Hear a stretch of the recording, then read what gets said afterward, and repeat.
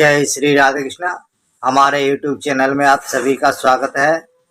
दोस्तों, आज हम आपको बता रहे हैं कि दो चीज़ों का विशेष ध्यान रखना चाहिए।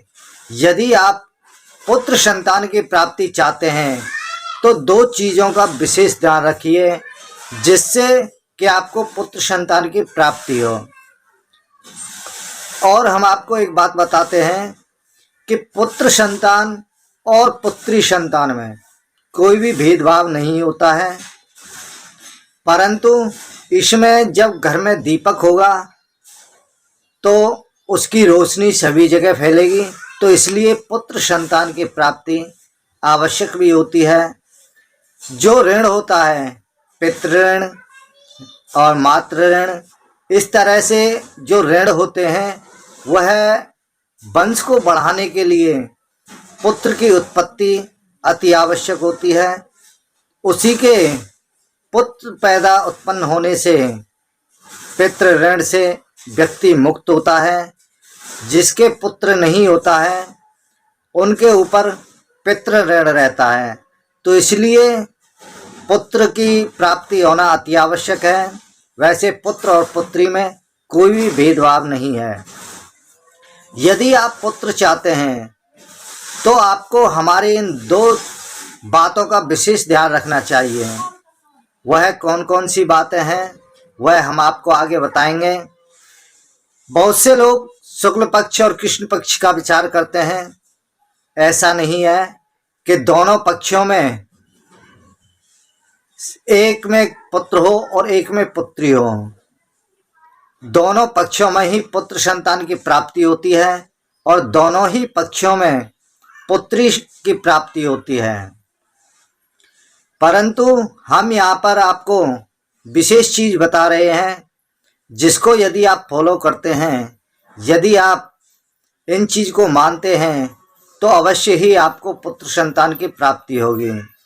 वह क्या है वह हम आपको बताएं। उससे पहले जो भी नए सदस्य हमारे इस वीडियो को देख रहे हैं, जिन्होंने अभी तक मेरे चैनल को सब्सक्राइब नहीं किया है, कृपया वे चैनल को सब्सक्राइब करें, लाइक करें तथा शेयर भी करें और बगल में लगा घंटी का बटन दबाना ना भूलें, जिससे हम जो भी वीडियो बनाएं उन सभी का नोटिफिकेशन आपके पास में पहुंचे।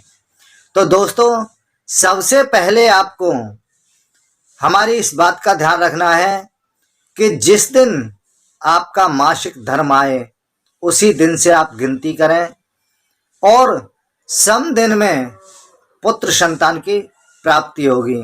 जैसे 8, 10, 12, 14, 16वां दिन, ये दिन आपके पड़ते हैं। इसमें यदि आप कंसीव करते हैं तो आपको पुत्र संतान की प्राप्ति होगी। और इसके साथ साथ दूसरी बात है कि आपका समदिन होना भी आवश्यक है और इसमें सम तिथि होना भी आवश्यक है। जो दूसरी बात है वह सम तिथि की है। सम तिथि में जैसे द्वितीया, चतुर्थी, षष्ठी, अष्टमी को आप प्रयोग ना करें और दशमी, द्वादशी, इस प्रकार की सम तिथियां होना भी बहुत जरूरी है। इसमें आपको पुत्र संतान की प्राप्ति होगी। इसमें वार भी देखा जाता है कि क्या वार होना चाहिए जो पुत्र संतान की प्राप्ति दे सके। शनिवार को पुत्र के लिए कभी भी प्रयोग ना करें, क्योंकि शनिवार के दिन यदि कंसीव करते हैं तो पुत्र संतान की प्राप्ति नहीं हो पाती है। तो दोस्तों, यह दो जानकारी हमने आपको दी हैं, यह बहुत ही जरूरी है। और शुभ समय और सम तिथि देखने के लिए हमारे वीडियो में नीचे लिंक दिया गया है, उसमें आप प्रत्येक महीने की सम तिथि और शुभ समय देख सकते हैं। प्रत्येक महीने की हम हर महीने बनाते रहते हैं। तो दोस्तों, जो हमारे चैनल पर पहली बार आए हैं, जिन्होंने अभी तक मेरे चैनल को सब्सक्राइब नहीं किया है, कृपया वे चैनल को सब्सक्राइब करें, लाइक करें तथा शेयर भी करें और बगल में लगा घंटी का बटन दबाना ना भूलें, जिससे हम जो भी वीडियो बनाएं उन सभी का नोटिफिकेशन आपके पास में पहुंचे। इसी के साथ ही जय श्री राधे कृष्णा।